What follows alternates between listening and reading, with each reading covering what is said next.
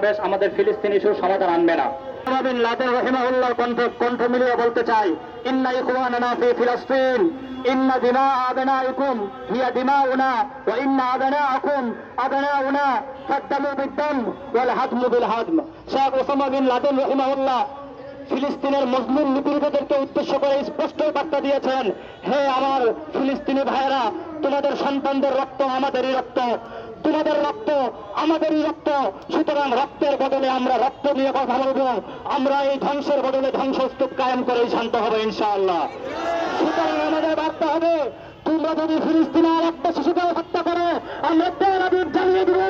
তোমরা যদি ফিলিস্তিনে আর একটা মানুষকে হত্যা করো, যাদের গ্রিন সিগন্যালে হত্যাকাণ্ড পরিচালিত হবে, আমরা সেই হোয়াইট হাউসকে জ্বালিয়ে দেবো ইনশাআল্লাহ। সংগ্রামী সাথী ও বন্ধুগণ, কিছুদিন আগে শহীদ হওয়া শহীদ আবু হামজা রাহিমাহুল্লাহর কণ্ঠ মিলিয়ে আমি বলতে চাই, ওয়াইন উত্তম উদনা লাইসা শিআরান হাযা করার। যদি তোমরা ফিরো, প্রত্যাবর্তন করো জিহাদের পথে, আল্লাহর পথে, তাহলে আমরাও ফিরবো, প্রত্যাবর্তন করব।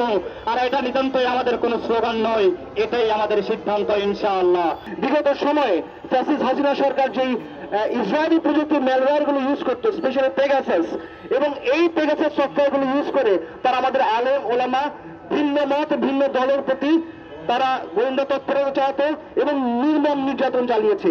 এই পেগাসাস ম্যালওয়্যারগুলো এবং ইসরায়েল থেকে কোন কোন ম্যালিশিয়াস ওয়েপন, কোন কোন গোয়েন্দা সফটওয়্যার পারচেজ করা হয়েছে এবং সেগুলো আদৌ আছে কিনা বা কোন কাজে ব্যবহৃত হচ্ছে, আমি সরকারের কাছে বিনীত অনুরোধ করব এই বিষয়গুলোকে সুস্পষ্ট করার জন্য। এবং আমি ব্যাখ্যাহীনভাবে বলতে চাই, ইনশাআল্লাহ আমরা যারা মুসলমান আছি তারা আমাদের গাজার ভাইদের জন্য লড়বো। এবং সবচেয়ে বড় জিনিস হচ্ছে আপনার অর্থনৈতিক বয়কট। আমরা সমরাষ্ট্রে অনেক পিছিয়ে আছি এবং এই জিনিসগুলো একদিন হয়তো পরে আলোচনা করব।